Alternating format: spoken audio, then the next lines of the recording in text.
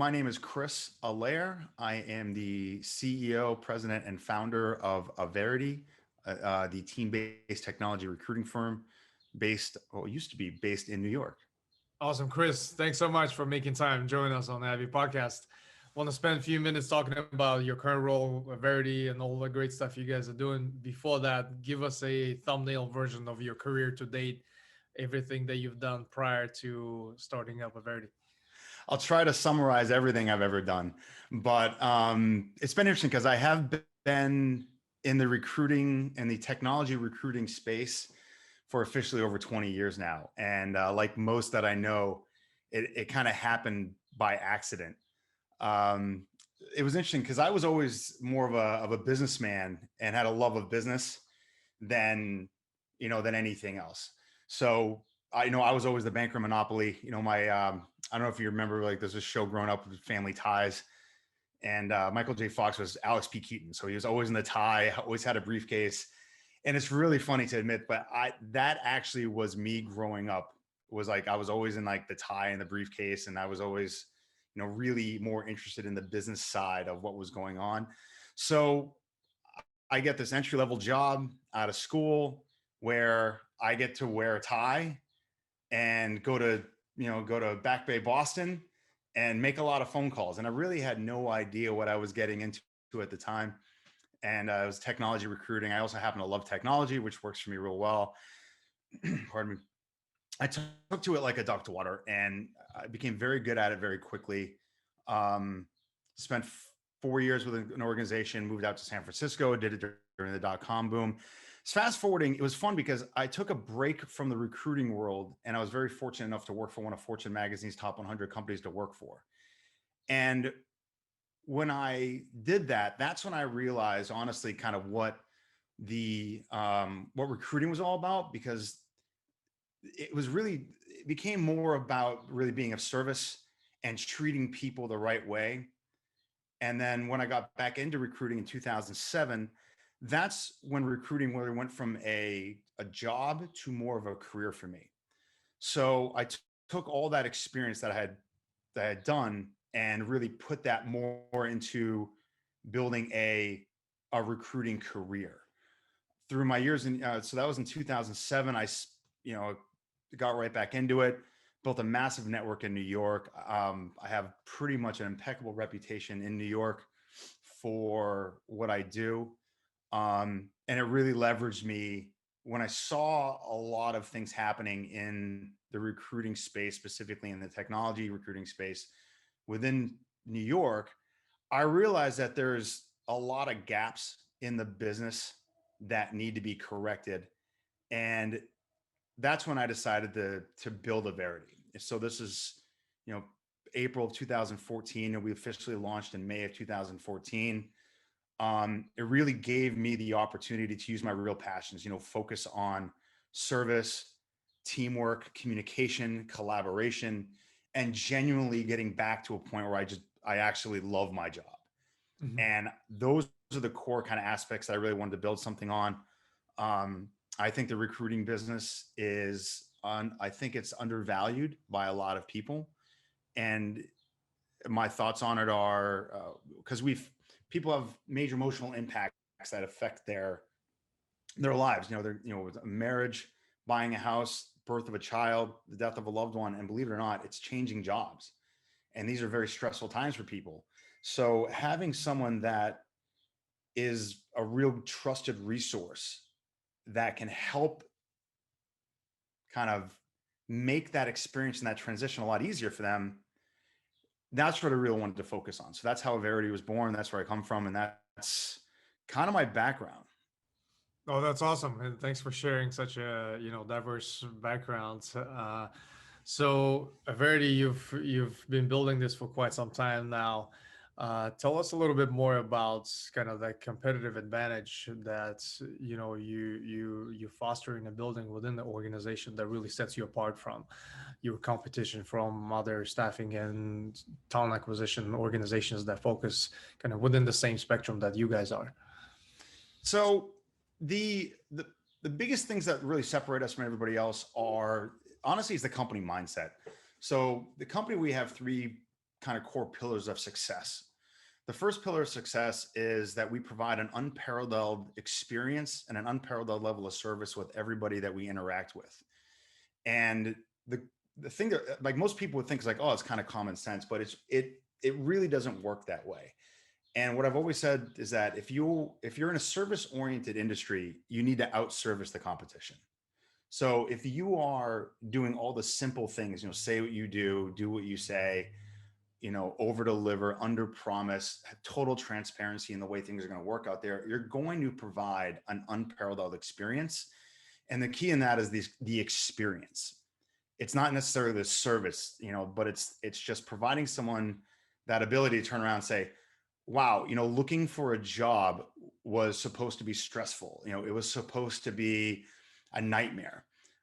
Working with a recruiter, all I've heard is that how recruiters are used car salespeople, that don't, they treat you like a transaction. They treat you like they trying to hard close, the round peg into a square hole type of thing. And your experience was completely different than that. You actually made me want to look for a job again in a couple of years. I hope I have to, so we can interact with each other. So providing that experience. Number two for me is teamwork. I'm a big believer in that teams win championships, not MVPs. So together, communication, collaboration, that all for one for all mentality. That's what our company is really built on, is that together everyone achieves more, that we are a team first approach and a team first mentality, not an individual. The third thing for me is I wanted to build the best company in the country to work for. I really am a firm believer that if people love their job and they love where they work, and especially with what we do on a day-to-day basis, that authenticity and that genuosity will come out in the way people deliver the message about their clients, about their candidates, and about what they do on a day-to-day basis. If people love their job, they will interact with your clients better. And again, I for some reason, people think that's common sense, but common sense is not so common. The if that's the like, why not create an environment where work is not a grind? I've worked with people before. It's like, oh, work is the grind. You don't get up and go to fun every day. You go to work every day. I was like, why is work a four-letter word? Why isn't work fun? Like, why isn't what we do on a day-to-day basis fun? Life is difficult enough as it is. 75% of your life is going to be spent working, getting ready for work, going to work, working, commuting home from work. That's 75% of your life right now. Why not make that the most enjoyable experience possible? So those three, what I call the pillars of our organization, those are our big competitive advantages out there. We have technology products that we offer. We've got portals. We've got all these other things as well. But when our clients and our candidates talk to us, they hear the difference in the way we speak. They hear the difference in who they're talking to. And that's what creates that our advantage out there in the marketplace. Yeah, very interesting. Thanks for sharing that. And I can definitely relate to some of the, I guess, those misconceptions around the recruiters and the staffing industry professionals, because I've been on the other side of the table myself as a technology consultant for many years, and then grown within the ranks of, within IT.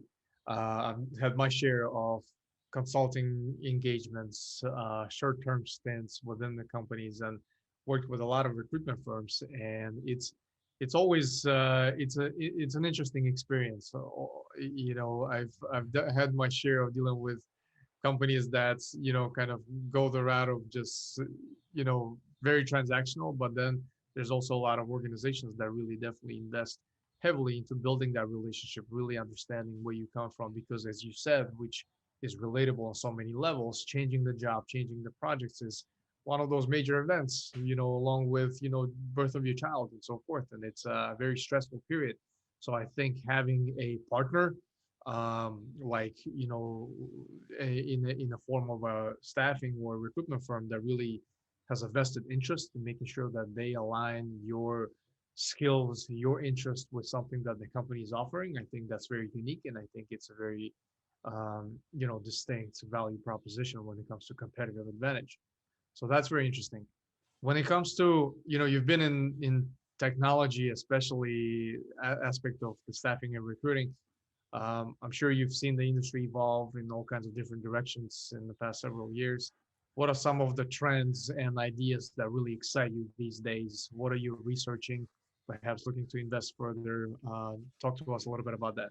Oh, so I love the tech space. I think, when I started back in the day, it literally is the boiler room, cold calling, fax machines, the kind of the pre-real internet days. So that was a very, very, very different than obviously it's morphed over the years. So for our end, from a technology initiatives, I keep thinking about this level of transparency. The idea that with social media and with social networks, you can't hide anymore. The online community, has become what it has become, and it's not going to change anytime soon. So you you don't it doesn't really allow for many secrets. And once it's on the internet, it's out there. It's forever. It's out there. So the idea of the transparency is you can like it or you can hate it or you can take advantage of it. And in the recruiting space, I think this is where it's going to be. I think this is where it's kind of game changing. So the difference is for us, we decided to launch, during the pandemic was a very interesting time for us because we decided that we were going to thrive and we were become operationally stronger. And we were already in negotiations with organizations to build some products for us. So we ended up launching 4 products around not only transparency, but just to innovate a lot more what's going on in the recruiting world. We launched our brand new web portal, which actually, so it's a portal. It's called Human by Averity. And what it is we've decided to take all the candidates that we're interviewing, take all what they really do on a day-to-day basis, rather than letters and numbers and 3-letter acronyms, because it's like, just read Python on a resume. You're like, it doesn't make any sense unless you really know what someone wants to do and what they really do with it. And I think we talk to candidates all the time and like, I have .NET on my resume from something I did 12 years ago. And they're getting these emails saying like, hi, you're a .NET developer. Here's a .NET job. And they're like, I haven't done .NET in 12 years. What are you talking about? So, and it happens all the time. And all these candidates do is, they complain about it. So I you get take that. enough I still get those emails, by the I way. wouldn't be surprised. Yeah. It's like, I I still think I have get a guy those. that's, my partner's been working for me for 7 years. And before that, he was in insurance litigation. He still gets emails saying like, hey, we have a great job as an attorney. He's like, what are you talking about? I get bombarded with LinkedIn messages about that too, about like the little skill set I had, 8 years ago, my resume, my profile. That's so funny. So it's one of those things. I'm like, okay, so, so take that information that's out there and put some integrity around it and get your information to be accredited information. So what we do is we have a system, again, it's the Human by Averity portal, where the candidates we interview, their information is actually up there. Not where they work, not what their name is, so we keep that private, but it's this idea of just an online shopping portal for you as a hiring manager or as a human resources talent acquisition person, et cetera, just to go online and look at what profiles are available, real candidates with accredited information. So we launched that last year. Again, adding some transparency out there as opposed to, oh, I need a QA engineer and there's all these complaints that I can't find what I'm looking for. It's like, well, shop. It's right there for you. Shop away. And the feedback so far from people have been like, this is awesome. It's like very kind of a game changer for us. We've launched the candidate alert system. So basically it's almost like something for, it's like a Zillow for candidates. And this is not totally uncommon, but it's something that I think is great. And the idea is, rather than you getting pinged all the time about jobs that you have no interest in whatsoever, sign up for an alert system that sends you jobs that interest you.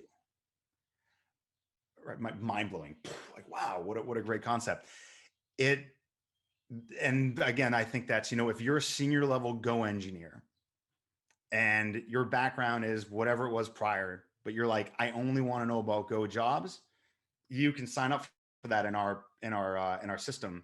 And when a Go job is posted or whatever hits your trigger point, you will get an email saying, hey, there's a new job, check it out. And now you're getting job alerts that are sent to you about what your preferences are, not what we decide just to ping the universe with. We also are building something that's a candidate alert system from much like clients that are going to say, hey, when a new Go engineer becomes available, let us know about it. So kind of the opposite of what we're working on for on the client side. So there's there's other things that we're working on as well. In the innovation side, I think the communication piece is huge. Um, we have a candidate portal where it's basically your own private applicant tracking system. So any of the candidates that are going in there, you can look at them, you can move them through process, you can provide feedback in there, you can star them 1 through 5. That way, if you're interviewing 5 people with the same name, you're not like, man, which candidate was I talking to this morning? Or like, oh my God, I talked to this candidate, but then there's another one with the same name. Which one is which? You have all your information kind of stored in there. So launching a lot of products around that can really help people stay organized. I think it's really interesting because over the years, I think data points has always been something that's been pretty critical for people, but the data points are really what's working, what isn't, and why. That's more available to you now. And I think when you can see the data, like in our portal, for example, you can see how long it takes you to move someone from submitted to first interview to second interview to offer stage.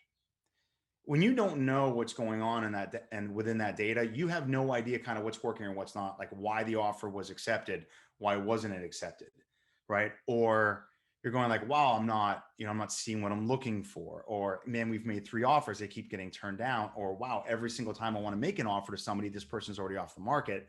And we can go back and just show people, well, it's taking you a week to go from submitted to interviewed. Here's data from our other clients that's taking them 24 hours to go from submitted to interviews. Their acceptance rate is 79 to 82%. Your acceptance rate is 34 to 36%. So when you have this data, I believe it's marketing through education. That's really what it's all about. It's having an educational resource that you can provide people to give them the data they need in order to have an understanding on what they need to do in order to improve it. All those data is available now. So I think the smarter recruiting has become over the years. They provided data points for it. It's like, I always say, it's kind of like tuning an engine. There's always work that needs to be put into it to get it to be run optimal. So I don't think these are crazy innovations that are out there. I just, none of these things were there years ago. I just, through polling our audience constantly, I keep finding that this is what they would love. This is what they want. So we're like, all right, cool, let's build it. And this is what we've done so far. So those are some of the trends and some of the really neat things that I think have really excited me, and from an innovative concept, and really, I think where the industry is going.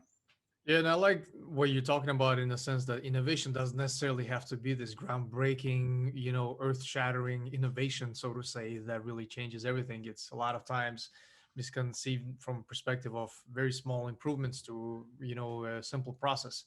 Those are also innovations. And I think what you're talking about, leveraging data, leveraging statistics and things like that to understand where the gaps are, especially when it comes to candidate experience, I think it's very smart. I think it's the way to operate, because at the end of the day, if candidate is informed, candidate is kept up to date through the entire process, then you're already winning the game from that perspective. So that's, very interesting trends and everything that you've covered.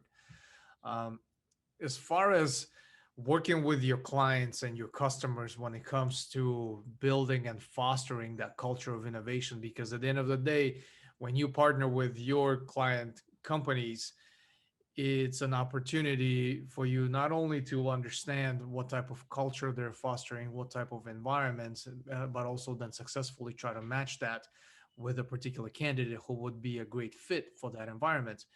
So when you work with companies as such, what are some of the initiatives in place that really help you, help those companies build and foster that culture of innovation through some, the those exceptional candidates? Feedback.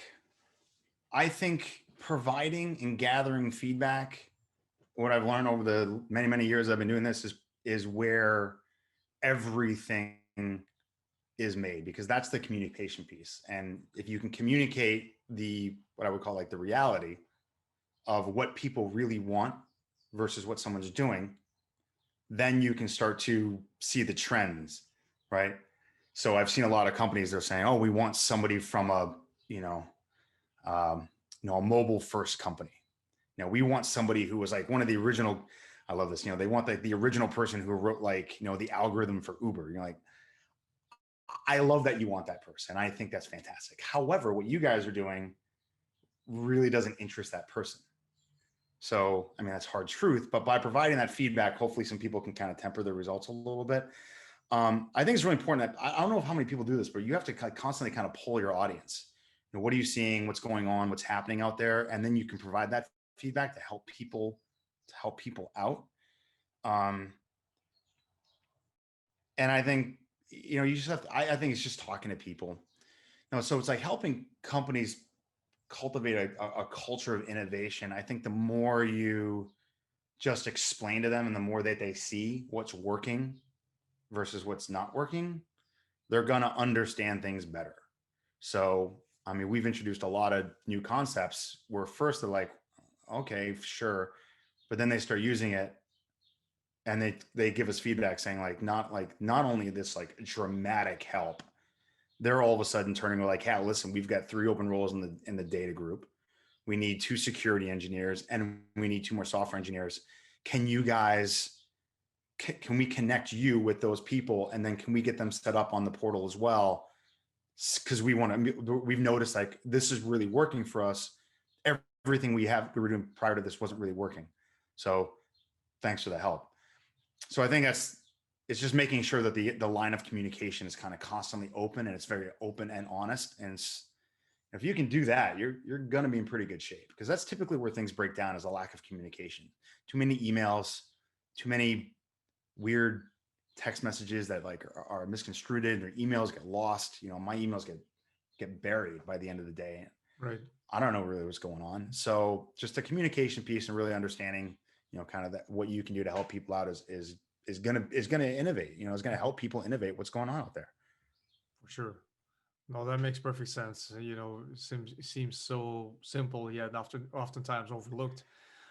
It's basic concepts of such as transparent communication and feedback. I think that makes perfect sense. When it comes to, so with us coming out of pandemic, and we've been hearing a lot about kind of that war for talent out there, with so many companies, I guess, hiring virtually, fully remote capabilities. Then kind of the next phase is also really that war on retention, so to say, where now a lot of companies just with such, especially in IT, with such a great shortage of exceptional talent out there, becomes a strategy to also headhunt and go after some of the top performances at other organizations, which nothing wrong with that. When it comes to really helping your clients win that quote unquote war on retention and really build that type of environment, to be able to retain and grow the top performance within your organization, what are your thoughts on that? How do you help your organization succeed in that, on that side of the spectrum? Very honest with people. It's interesting because as long as I've been doing this, the kind of the idea of this war, this battle for talent. The funny thing is, it's always been there. Dating back to a long time ago. It's headhunting's been around for a long time. I was trained. I've been in the business for over 20 years, and I was trained by people that were in the business for 15 to 20 years prior to that. So I think the interesting thing is that it's just the battle these days is a lot more modern. We have easier ways to find people. That's what makes people a little bit more kind of pluckable. Back in the days, you had to literally cold call through a company to find a software engineer, and they're like, "Oh, you're a software engineer. Hey, my name is Chris. I'm a recruiter." And then you had to go through this thing. Now you've got LinkedIn, Twitter, and Facebook, and all these things where people can literally post online what they do, and what they want to do, and literally just raise their hand and just like, "Oh, I'm looking for a new job," and then they get bombarded by people. So the attraction versus the attrition are very different concepts. I think more companies, they don't spend enough time, in my opinion, talking about attrition. They they they think it's really all about compensation, or what sometimes we refer to as culture, but it's not culture, it's perks, right? Your on-site barista, your your ping pong tables, your guitar hero, your, the kegerator, the on-site masseuse, all these things that we've decided that are the cultures are, all they are perks. What the pandemic did for us is it showed a lot of organizations that you actually have no culture whatsoever, and that all you had was perks. And now when you are no longer going back to an office, the hard thing is like, okay, now what's your sell? Right. So the biggest thing that we're trying to do is, with people, is like, you need to understand like what your sell is from a cultural standpoint. What is your real culture? Right. My company is a culture of service, a culture of teamwork, a culture of collaboration. Those things were in the office, they're out of the office. We're stronger now than we were in the office, believe it or not, because that was our culture. If your culture was 3 square meals a day, dog sitting services, and dry cleaning, you've got a tough sell now. So it's really helped is teaching your clients, understanding kind of what your culture really is. And then you can now, as you're selling people to come work for you, now you have a culture, right? Now you have something that you can really talk about. So, because what I call it's like, what's your culture when no one's looking, right?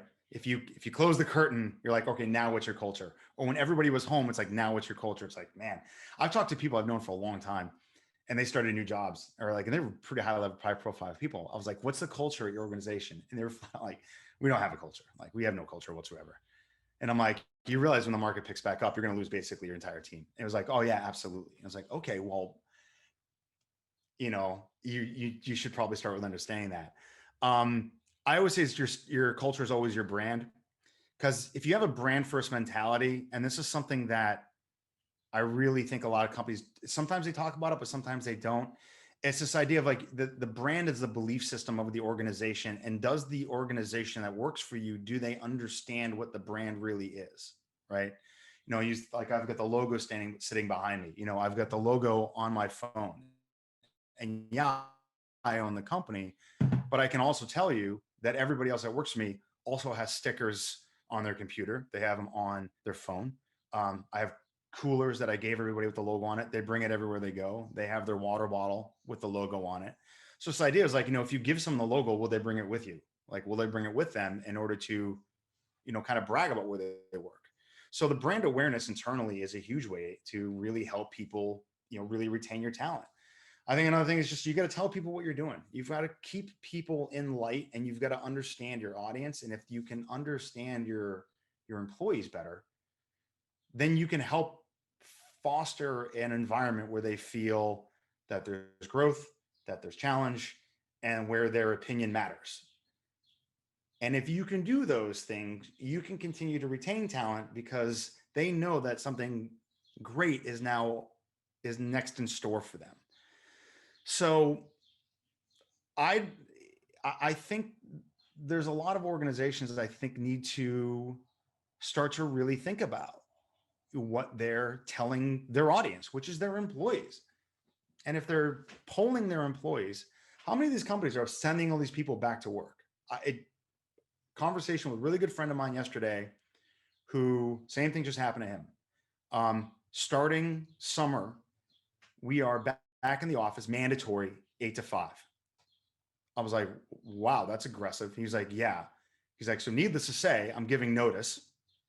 And I'm like, okay, do you have another job lined up? He's like, no, I'm not worried about it. But I'm like, okay, wow. I found out that 40 people on his engineering team, 40 people on his engineering team are all giving notice. So that's a staff of 60, and 40 of them have just gave notice to you, because someone in a glass office somewhere decided to mandate you back in the office. I'm like, wait, didn't that person poll anybody? Didn't that person kind of put out a poll that was like, hey, if we want you to come back to the office, how many of you would come back, or what would you do? And if you found out that 75% of your company was going to quit, you probably have a different thought about what your approach was going to be moving forward after that. So I don't know. I mean, this is going to be interesting, the way people handle this. I think this is going to be the biggest story of the year, in my honest opinion. My prediction is, moving forward the rest of the year, I think the biggest story that people will be talking about will be this: what is back to work? Are you back? Are you not back? Are you going back? How often are you back? Because you've now been productive remotely for over a year. Mhm. So what's your argument to get people to go back to work again? Right. And I have embraced it. I was one of those people prior to this that was like, no, you need to be in the office. We don't work from home. No, you're in the office. That's where we communicate. August of last year, I was like, we're closing the office. We're never going back. Right. That's it. Get comfortable with where you are or move to someplace else you want to live. And everyone at first was like, oh man. Then I'm like, all right, great. Who wants to come back to an office? Who wants to commute through Penn Station again every day? And everybody's like, well, I don't want to do that anymore. I'm like, okay, there you go. Right. So now you really have a real culture. Like, it's a work-life balance. You can take the dog for a walk. You've got kids that you want to take care of. Take care of your family. Do your thing, get your job done. And as long as you're still productive, Yeah. personally, I think that's the way it should be. But again, I'm not everybody out there. Exactly. Yeah. There's no need to micromanage. So that makes perfect sense.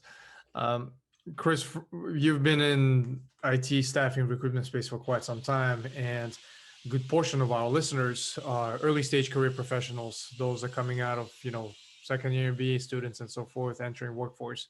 A lot of questions that we get on the podcast is around what are some of the, especially in current times, the most in demand skill sets out there when it comes to technology? What are you seeing as the next kind of big thing when it comes to investing into developing certain skill sets? What would be your recommendations for those that are currently looking?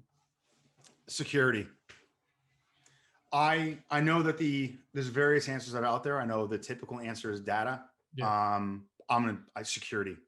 Mhm. Security engineers are going to be the most important asset an organization has.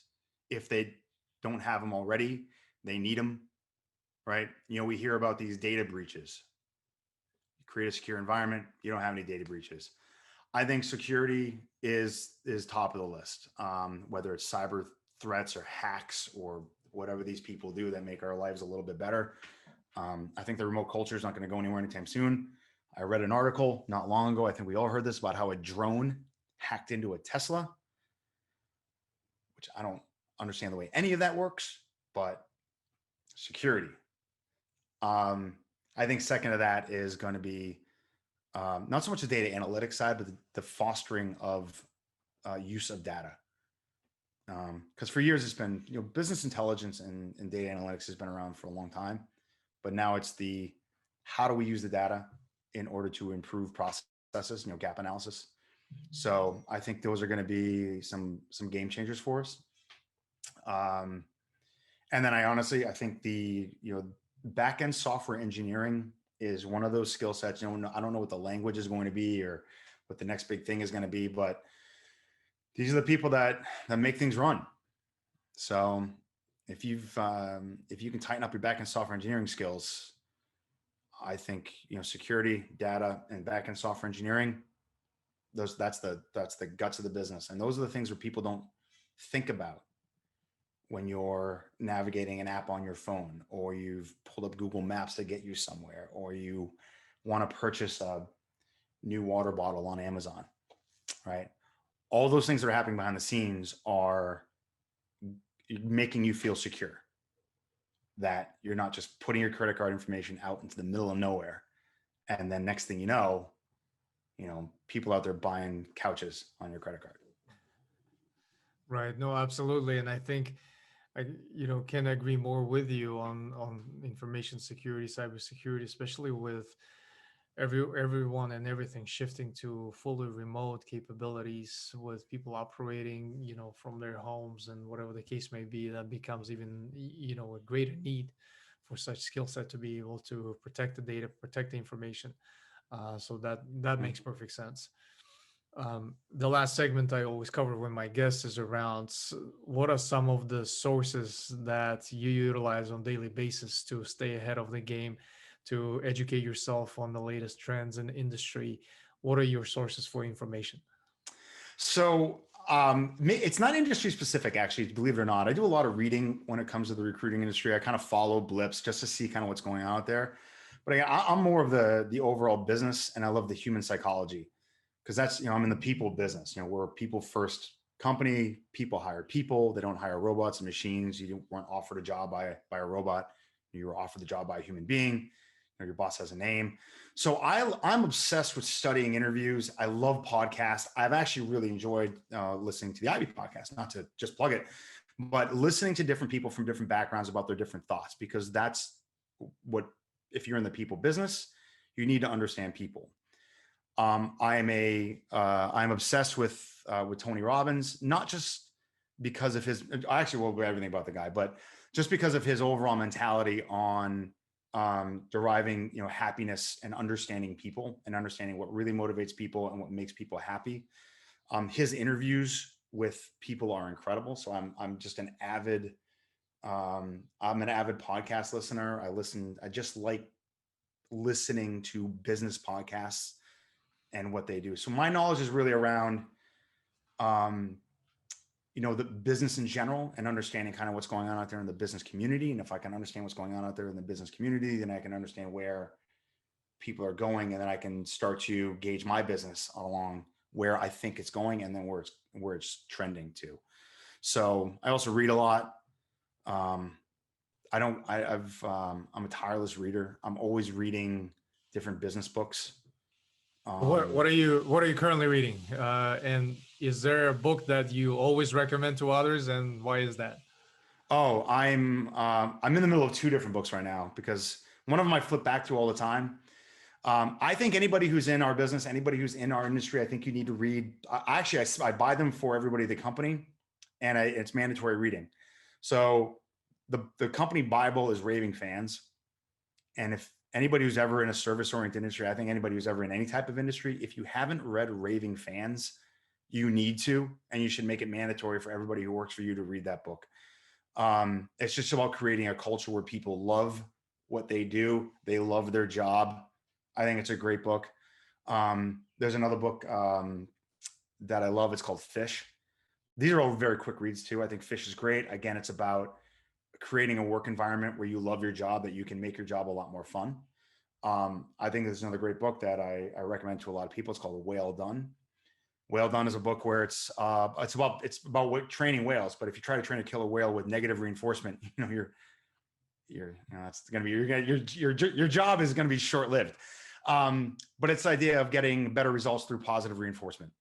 Not really celebrating the small victories and really enforcing positivity, and not jumping on the negativity. I think I think I would recommend anybody. Those are great reads.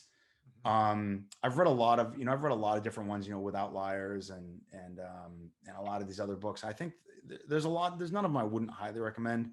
But those are the three that I kind of go to. If you're in sales, there's a great book called Peaks and Valleys. Again, it's going to take you about an hour and a half to read it. It just talks about the ups and downs. I think it's relatable to life as well, because you get the top of the peak, and for most of us, you're never really happy at the top of the peak. Why? Because we're human beings, and what do we want to do? We want to push ourselves and grow more. So it's understanding that when you're at the top of a peak, you look up, what do you see? A higher peak. You're like, ooh, how do I get to the higher peak? Well, typically, in order to get to that higher peak, you're going to go through a valley. And it's the downs and ups of sales, the downs and ups of life, the downs and ups of relationships. So I actually really, I love those like nice quick reads that you can relate to in so many different ways. I try to read them frequently. I read them typically once a year, just to go through them and get new ideas from a different perspective. So That's I awesome. think those are some of my best. No, love these recommendations. And for our listeners, we'll make those titles available in the show notes. Chris, can't thank you enough for your time today. Very short but very insightful conversation. I now know for a fact that we have two listeners on the Ivy podcast. It's my mom and you. So I appreciate the plug. And what I love doing with a lot of my guests is to do another recording in about a year and see how much have changed and transpired since our last conversation. And we actually will revisit what you and I had spoken about, at this particular juncture, and then talk about what did we predict correctly? What are some of the things that still make sense? So I love doing that with a lot of guests, and definitely looking forward to doing that with you. Absolutely. It's amazing. I mean, we've all seen it, what can change in a 12-month period of time. So Last year was a lot different than this year already. That's for sure. So, That's but it's awesome. been my pleasure. Thanks so much for the opportunity. Likewise. Thank you. You're very welcome.